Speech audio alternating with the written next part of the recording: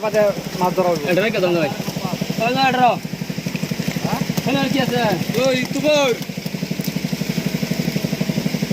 এই হামজা ভাই তুমি বড়া তোমার হুন্ডার ভিডিও বানাও ভাইরাল হয়ে যাবে। দে দে মাছটা দে